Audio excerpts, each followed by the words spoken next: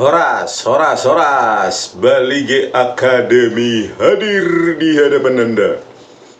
Kali ini kita akan membincangkan ya tentang apa ini ya, Polsek, polisi piket Polsek Cinangka tolak laporan bos rental mobil. Alasannya pistol bohongan dan leasing. Ya, sampai ada korban dari ayahanda Agam Rizky Agam Syahputra dan Agam Muhammad Nasruddin ya. Karena polseknya tidak responsif ya. Memangnya pernah responsif kan begitu ya. Seolah-olah publik kaget gitu. Kalau kaget kan harusnya yang sesuatu yang kontras ya, artinya yang biasa responsif ternyata kok ini kasuistik tidak responsif. Tetapi kalau semua kita menemui semua polsek juga tidak responsif, itu bukan informasi ya. Informasi itu ketika ada kontras ya, yang biasanya bagus tiba-tiba jelek. Kalau biasanya jelek terus ini juga jelek, apa informasinya? Ya memang datar. Memang itu yang terjadi di masyarakat ya. Ya kita lihat ini ya Dumas Presisinya Listio Sigit Prabowo ya, banyak sekali nih aplikasi Android, QR code, website segala macam ini. Apa hasilnya? Ya, saya sendiri mengalami kan. Dumas Presisi 6 kali ditolak ini. Saya melaporkan Tito Karnavian dan Krisnamurti ke Dumas Presisi. Ini ditolak, status tidak was, tidak was, tidak was. Tidak berkadar pengawasan. Saya melaporkan Tito Karnavian dan Krisnamurti tentang rekayasa barang bukti digital kasus Jessica Wongso ya, di mana Muhammad Noah Lazar itu menggunakan software gratisan Freemake dan eRedshop, nggak ada ditanggapi. Jadi memang sudah begini faktanya gitu. Faktanya ya memang tidak responsif. Jangankan polsek, ini aja di Bareskrim loh. Apa ini? Dumas Presisi ya, jadi apa yang mau diharapkan sebenarnya ya? Yang ada di Bareskrim aja tidak responsif, tinggal gampang tidak berkadar pengawasan ya, padahal sudah sangat muluk-muluk ya waktu diapakan tahun 2021 oleh Listio Sigit Prabowo. Terus kita mengenal juga namanya nomor telepon darurat ya, 112 ya, pemadam kebakaran. Terus apalagi nih, Basarnas, polisi 110 dan lainnya ya. Jadi apa benar ini 110 ini polisi ini? Baru aja saya telepon, untuk saat ini layanan darurat polisi sedang tidak aktif. Nggak tahu kalau di daerah kalian kan. Sekarang gini aja, kalau Pak Prabowo ingin menguji, itu gampang sekali Pak Prabowo ya. Telepon aja 110, apa responnya di polisi itu ya. Kalaupun direspon tapi no name Pak, jangan ini Presiden Prabowo Subianto, jangan begitu dong ya. Untuk mengetesnya ya jadi random guy ya kan, manusia acak, warga negara biasa. Terus Pak Prabowo telepon 110, iya ada darurat ini gini. Itu dijawab mesin atau nggak dijawab, kita nggak tahu ya. Padahal inilah harusnya responsif, harusnya emergency call ini ya.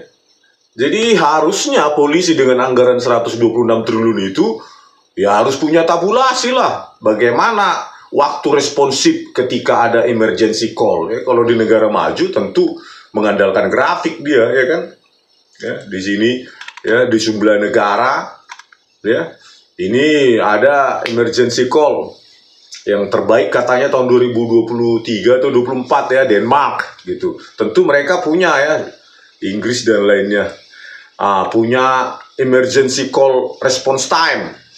Berapa menit dia datang sampai ke tempat? 10 menit, 15 menit, 20 menit gitu.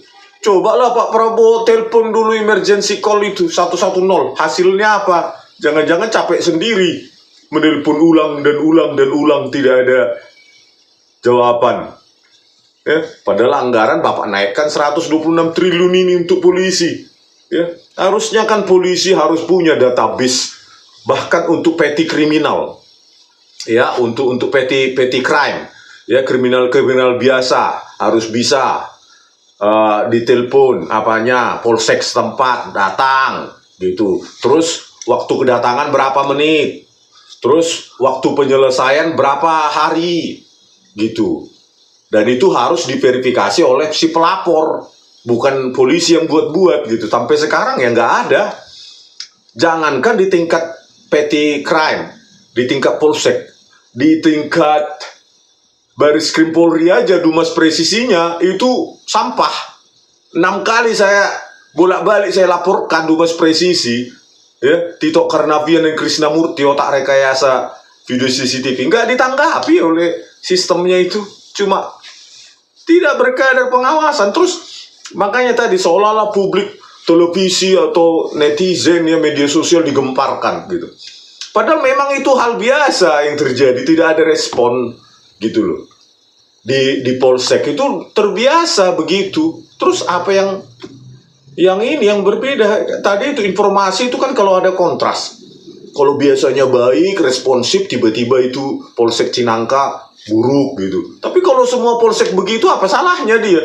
Memang by system begitu, dia defaultnya ya memang tidak responsif. Kalau tidak ada ini ya.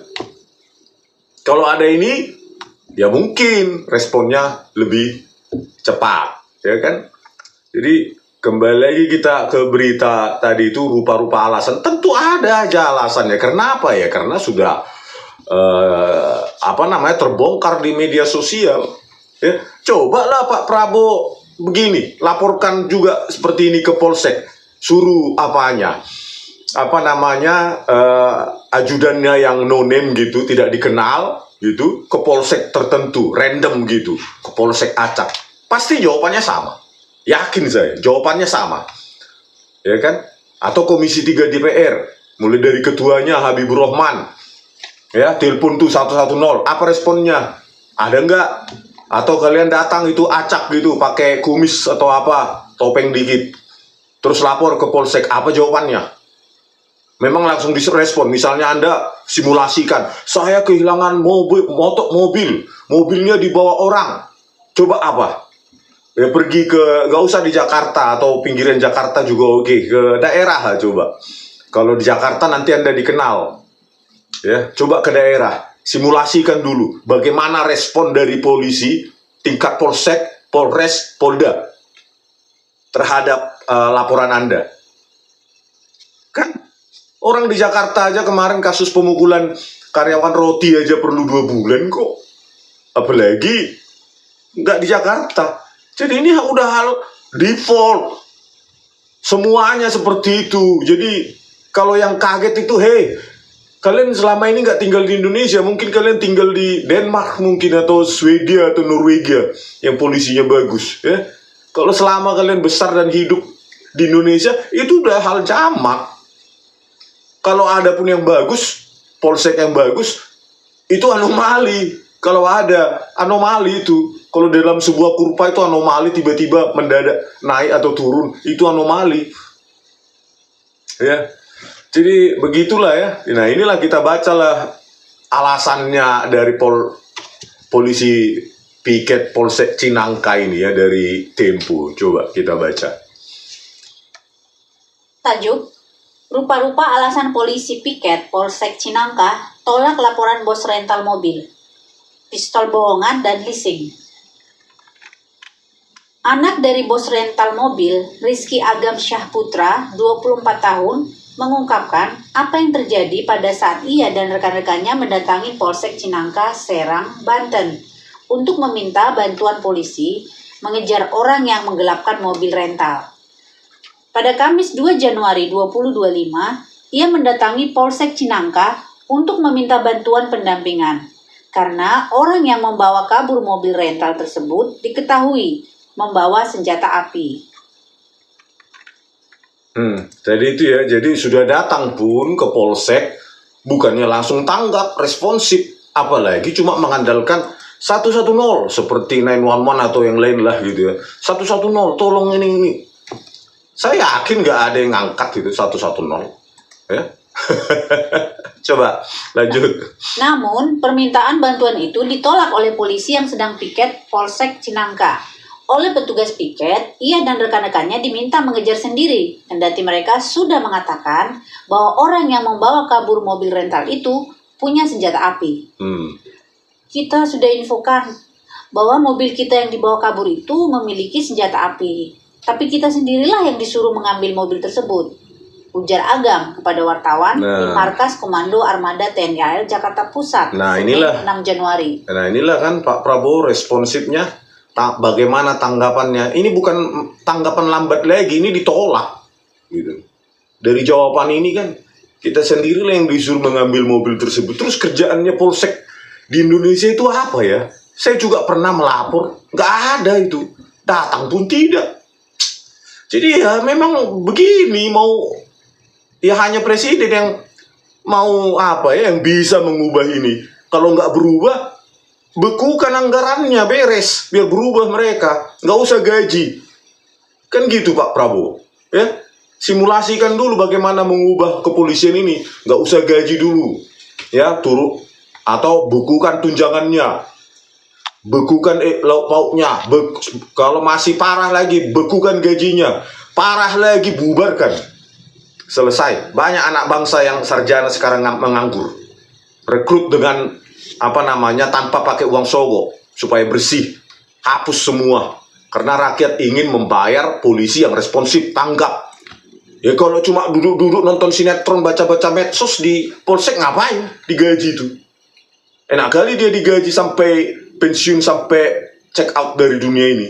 Kan sayanglah uang rakyat itu, ya, rupiah demi rupiah dihasilkan oleh rakyat, bayar pajak, ya, segala macam PPN 12%, ya. Tadi pun saya beli sesuatu di warung sudah naik ternyata, nggak tahu naik karena PPN 12% atau naik penyesuaian harga akibat ganti tahun, saya juga nggak tahu. Oke, lanjut. Namun, permintaan bantuan itu ditolak oleh polisi yang sedang piket Polsek Cinangka. Oleh petugas piket, ia dan rekan-rekannya diminta mengejar sendiri, kendati mereka sudah mengatakan bahwa orang yang membawa kabur mobil rental itu punya senjata api. Kita sudah infokan bahwa mobil kita yang dibawa kabur itu memiliki senjata api, tapi kita sendirilah yang disuruh mengambil mobil tersebut. Agam mengatakan petugas piket Polsek Cinangka sempat menanyakan jenis senjata yang digunakan pelaku. Sebagai orang awam, kata Agam, ia lantas mendeskripsikan pistol yang digunakan pelaku semacam airsoft gun. Kamu susul saja ke sana. Terus bagaimana Pak? Dia kan bawa pistol. Ah, paling itu cuma pistol bohongan, kata Agam menirukan dialog dengan petugas piket yang berjaga. Agam menuturkan bahwa ia telah memberikan bukti seperti BPKB kepada petugas piket yang membuktikan sebagai pemilik rental dari mobil yang disewa. Akan tetapi, petugas piket Polsek Cinangka berprasangka bahwa mereka adalah pihak leasing. Jadi karena dianggap pihak leasing, jadi gitu aja lah ya. Paling itu kamu susul saja ke sana. Terus gimana Pak? Dia kan bawa pistol. Paling itu cuma pistol bohongan. Nah inilah defaultnya begitu. Ya, kalau semua netizen atau rakyat Indonesia datang aja ke Polsek, defaultnya ya seperti ini. Kau aja. Paling cuma pistol bohongan, terus lanjutlah dia baca medsos itu, tak apalah dia baca, nonton apa gitu. Jadi ini sudah default, ya memang sudah inilah pakemnya katanya. Ya, sudah ini yang terjadi. Dan herannya Komisi 3 tidak pernah menguji layanan publik dari kepolisian. Sibuk dia menanyai pejabat-pejabatnya tok dipanggil. Kenapa kalian pada saat kalian di daerah masing-masing Komisi 3 ya uji ini layanan publik polisi ini gitu loh. Terus kau buat laporan, kau buat tulisan gitu loh. Pada saat RDP tanyakan gitu loh. Saya pernah menguji responsivitas atau tanggapan dari Polsek ini di daerah saya, konstituen saya, daerah ini X, kecamatan X, provinsi X. Hasilnya begini, nggak ada. Bagaimana itu Pak Kapolri? Harusnya kan begitu. Bukan nunggu laporan, buka-buka kertas, ya. Terus datanglah nanti pemukulan tukang roti atau tukang roti baru, viralkan. Kerjaan apa itu ya? Oke, lanjut. Ia mengatakan, Petugas piket saat itu telah menghubungi Kapolsek Cinangka, akan tetapi mereka memutuskan untuk tidak memberikan pendampingan. Karena kita satu dianggap leasing dan kita belum membuat LP, ujar Agam. Akhirnya, mereka memutuskan untuk kembali mengejar sendiri pelaku yang membawa kabur mobil rental tanpa pendampingan polisi. Hingga kemudian, pengejaran itu berakhir dengan tewasnya bos rental mobil, Ilyas Abdurrahman, 48 tahun, yang ditembak oleh orang yang membawa kabur mobil pada Kamis 2 Januari 2025. Bentar dulu ya. Ini dianggap leasing. Terus kalau leasing nggak ditanggapi gitu. Leasing juga kan bayar pajak ya. Terus yang kedua belum membuat LP. Nggak ada insting emergency. Ya tadi itu ya karena udah terbiasa nggak tanggap. Who cares? Ya, who cares? Gaji tetap jalan tiap bulan dan tetap pensiun.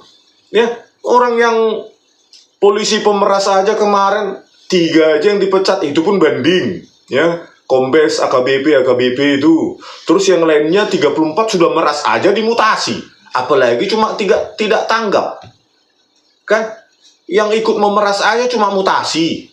Apalagi cuma gini. Ya. Kan nggak fair kalau yang kayak gini itu dipecat, tetapi yang ikut meras, aktif memeras malah cuma dimutasi.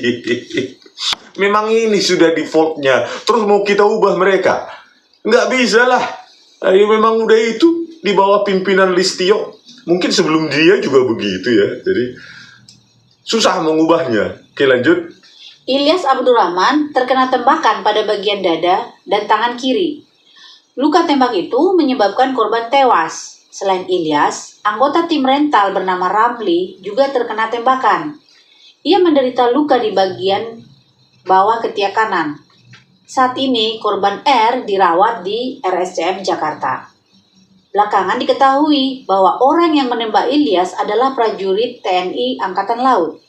Pelaku penembakan juga dibantu oleh 2 rekannya yang juga anggota TNI Angkatan Laut. 3 anggota TNI AL itu adalah Sersan 1 Sertu AA, Sertu RH, dan Kelasi Kepala KLK BA. Kepala Satuan Reserse Kriminal Polresta Tangerang, Komisaris Arif N. Yusuf mengatakan, peristiwa penembakan itu diketahui setelah aksi NN, 44 tahun, seorang pedagang di samping Indomaret melihat beberapa mobil saling berkejaran dan berhenti di depan Indomaret rest area KM 45. Dari keterangan saksi NN, melihat salah satu mobil minibus berwarna hitam. Pelaku diduga menembakkan 5 kali peluru yang mengenai 2 korban, kata Arif di Tiga Raksa, Kamis malam 2 Januari 2024. Nah inilah ya,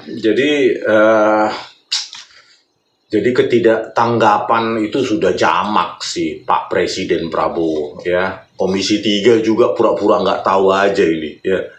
Mereka katanya terjun ke lapangan, ke konstituennya. Ya nggak pernah ini diuji, atau memang diuji juga nggak mau tahu ya.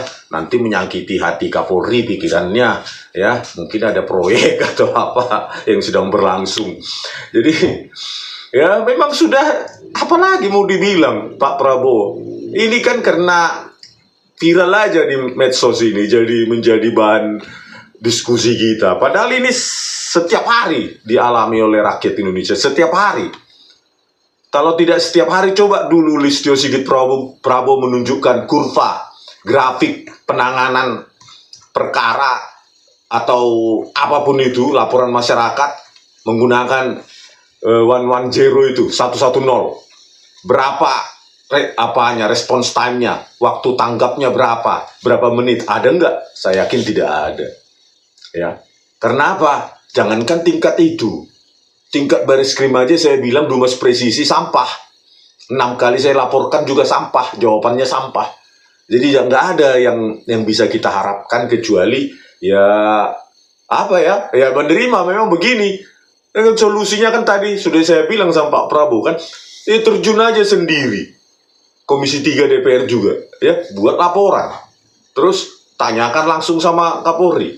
Kalau ini tidak diperbaiki, kami bekukan tunjangan kalian, LP kalian. Nggak perbaiki lagi, kami bekukan gaji kalian. Nggak diperbaiki lagi, kami bubarkan kalian.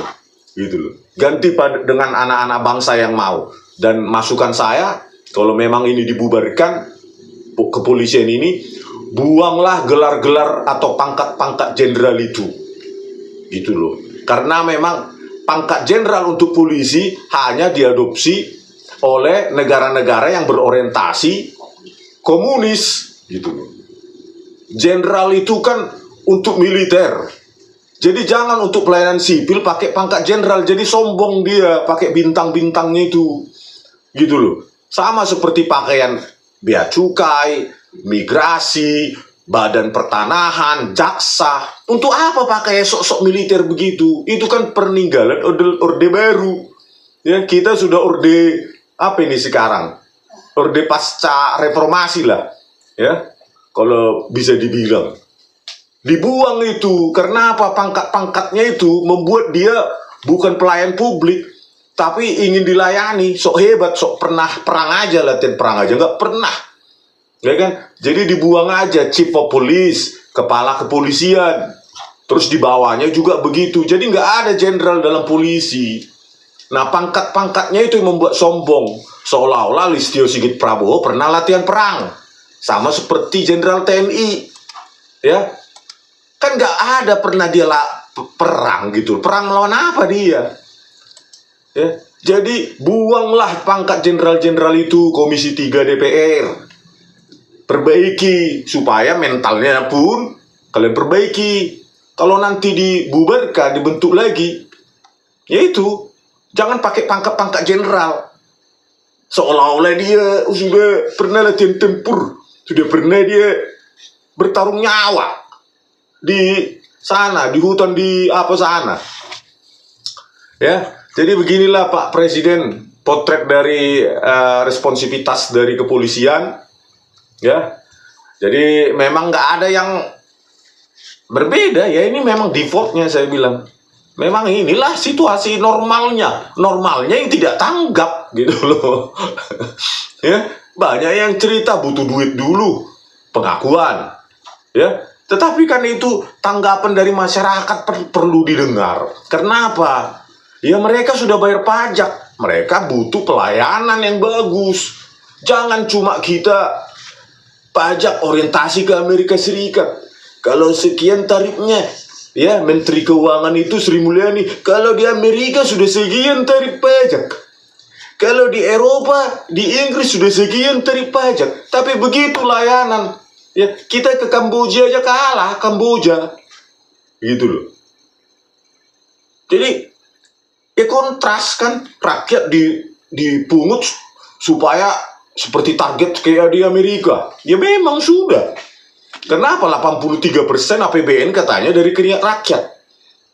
Ya, sudah seperti negara maju. Tetapi, when it comes to public service, ya, ketika itu berkaitan dengan apa namanya layanan publik, terutama layanan polisi dan lainnya, ya ke dunia Afrika pun lebih baik mungkin. Di Afrika di mana sana, di Afrika Selatan atau Afrika Tengah itu, ya memang itu potretnya. Inilah Pak Prabowo. Kalau Anda mau benahi silahkan, kalau cuma oke gas ya silahkan gitu loh. Soalnya Anda yang dulu berjanji di kampanye, oh saya kejar koruptor, hukum yang tegas. Bagaimana hukum yang tegas kalau kayak gini nih di polsek?